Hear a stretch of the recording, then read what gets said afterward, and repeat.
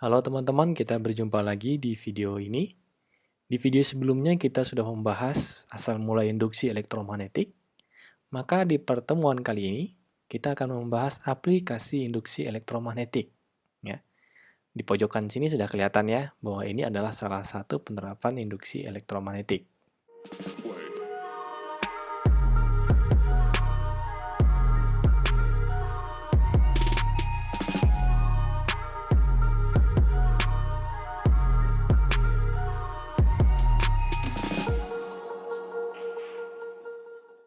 Oke, kita langsung saja ke selanjutnya. Nah, penerapan induksi elektromagnetik itu adalah salah satunya generator. Nah, ketika kita mempelajari kemagnetan, ada motor. Nah, sekarang ada generator. Bedanya apa sih? Kalau motor listrik, ini dari listrik menjadi gerak. Nah, sedangkan generator ini kebalikannya. Ya. Kalau generator kebalikannya, yaitu dari gerak menjadi listrik. Ya. Tentunya dengan bantuan magnet. Dua-duanya sama-sama dengan bantuan magnet. Dari listrik dibantu oleh magnet menjadi gerak. Nah, kalau generator dari gerak dibantu oleh magnet menjadi listrik. Nah, ini adalah generator AC, ya. Artinya generator yang menghasilkan arus bolak-balik. Gambarnya mirip sekali dengan motor listrik, ya. Nah, ini ada dua cincin. Nanti akan dibahas juga generator DC, tapi tidak detail ya, karena di sini ada aturan tangan kanan yang sudah kita pelajari. Mungkin kalian bisa untuk detailnya cara kerjanya, kalian bisa searching saja dengan kata kunci cara kerja generator AC dan DC, ya. Akan dijelaskan rinci. Nah, ini adalah magnet di mana di sini utara, ini selatan, maka berarti di sini ada medan magnet, ya. Nah, dibilang arus AC karena di sini suatu saat, ya, karena dua cincin ini, suatu saat itu arusnya akan berarah ke sana, ya. Berarti ini ke sini ya. Sini, ya ini ke sini, dan ke sini. Nanti suatu saat lagi arahnya bisa sebaliknya. Nah, seperti ini ya. Jadi ke sini, ya. Jadi arusnya bolak-balik.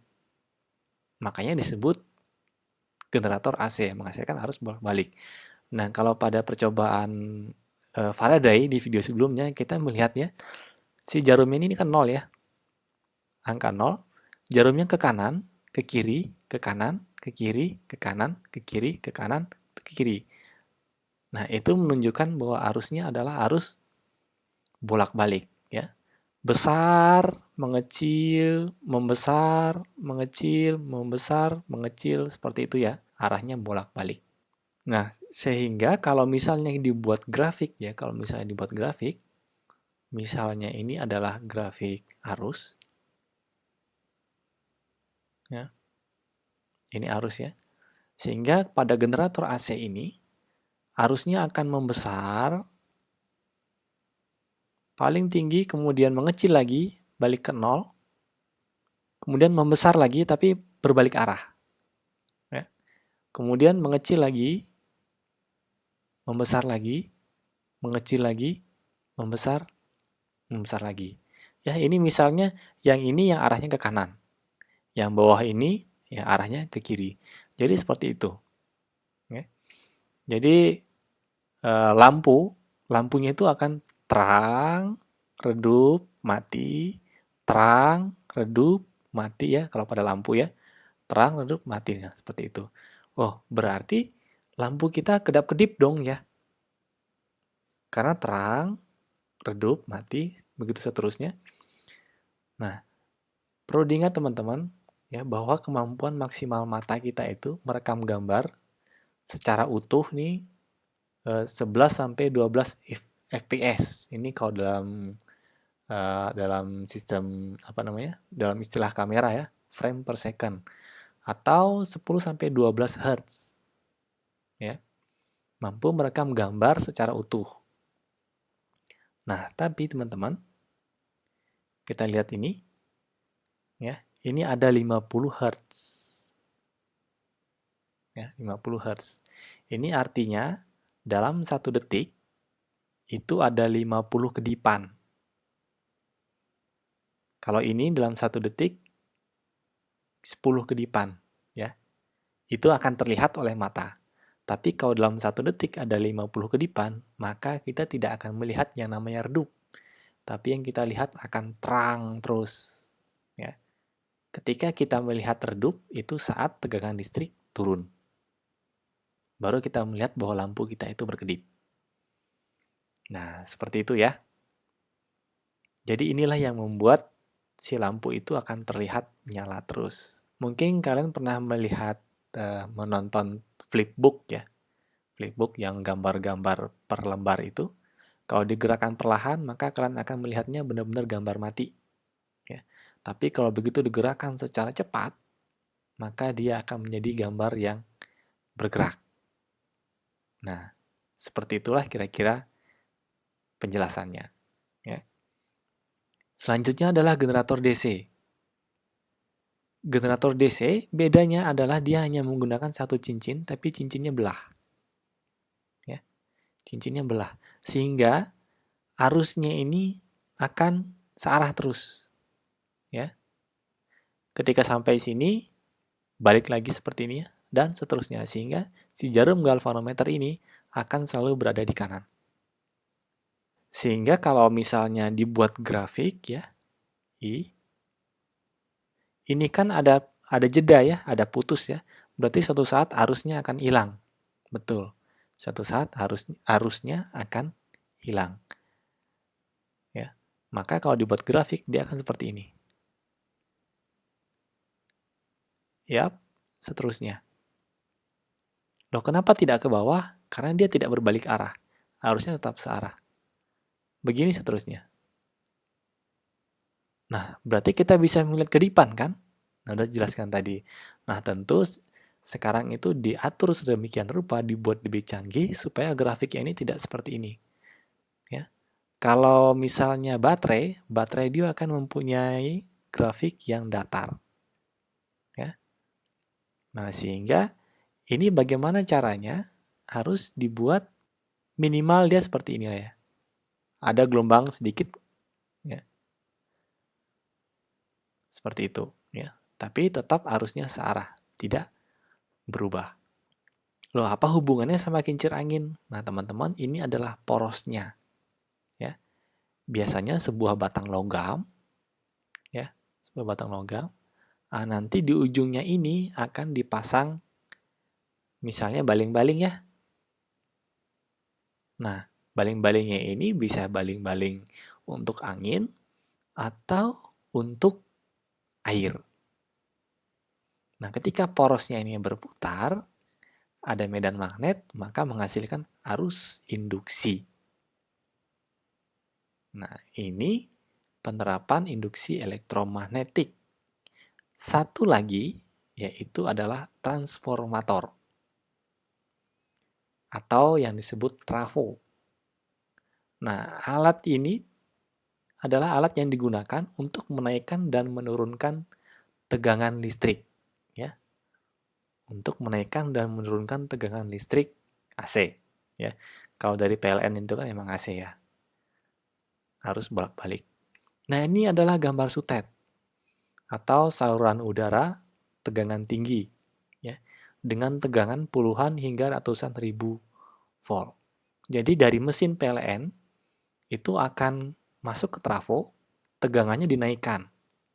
Dinaikkan hingga mencapai puluhan ribu, ratusan ribu. Kenapa? Karena dia akan didistribusikan dengan jarak yang sangat jauh. Ya. Dibuat besar untuk mencegah energi yang hilang dalam perjalanan. Ya. Nah, untuk mengatasi hilangnya energi dalam perjalanan, makanya yang untuk kabel-kabel utama ini dibuat menggunakan kabel yang berukuran besar. Ya. Artinya, ketika penampangnya besar, maka hambatannya akan kecil. Ya, energi apa sih yang terjadi dalam perjalanannya? yaitu berubah menjadi energi panas. Nah, ketika ini ya, dari puluhan ribu hingga ratusan ribu, akan didistribusikan ke rumah-rumah. Ya. Nah, sebelum didistribusikan ke rumah-rumah, itu dia akan masuk ke trafo lagi. Ya. Nah, trafo ini fungsinya untuk menurunkan tegangan.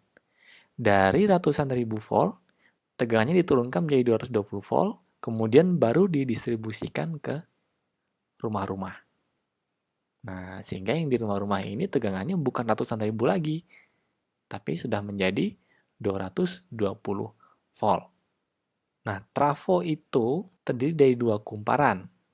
Yang satu disebut primer atau input atau masukan, yang satunya disebut sekunder, output atau keluaran. Kumparan primer ini adalah kumparan yang dihubungkan langsung ke sumber tegangan, ya, ke sumber tegangan. Misalnya colokan listrik gitu ya, hubungan ke colokan listrik. Nah, itu adalah sumber tegangan. Baru masuk ke laptop misalnya, ketika laptop dicas ya. Nah, itu ketika casnya dicolokkan ke listrik, nah itu adalah sumber tegangannya.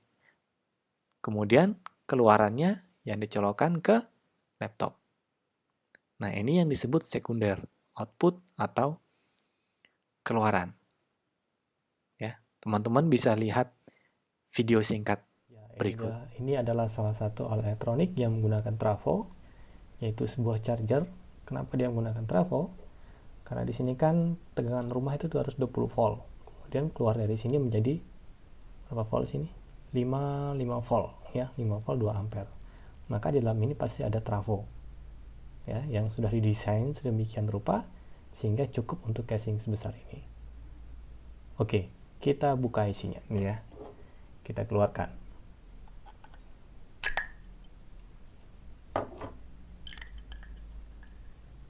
Nah, seperti ini penampakannya. Ini tadi ujung sini sama ujung sini yang berhubungan sama ini ya.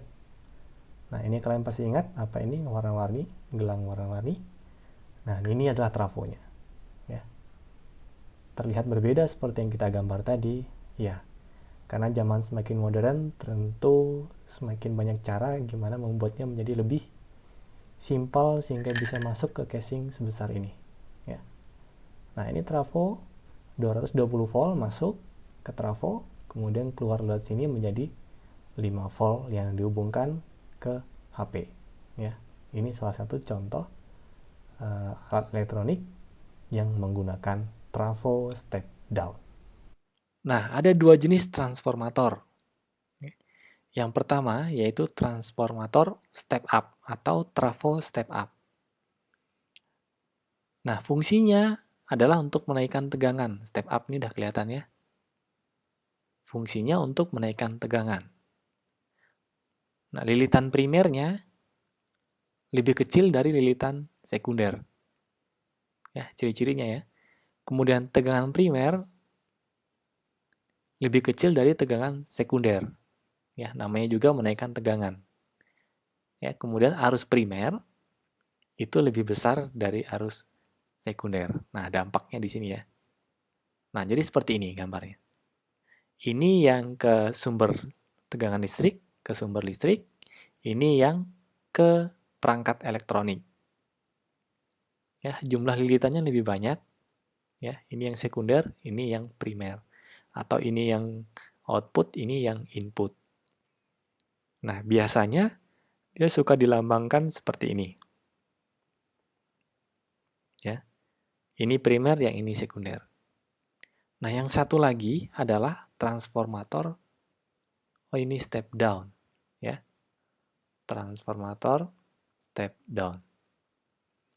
Nah, ini fungsinya adalah untuk menurunkan tegangan. Jadi kebalikan dari ini ya. Maka lilitan primer harus lebih besar dari lilitan sekunder. Tegangan primer pasti lebih besar dari tegangan sekunder. Namanya juga menurunkan tegangan. Tapi efeknya arus primer akan lebih kecil daripada arus sekunder. Nah, jika digambarkan seperti ini skemanya. Ini yang ke sumber listrik, ini yang keluaran yang menuju ke perangkat elektronik. Ya.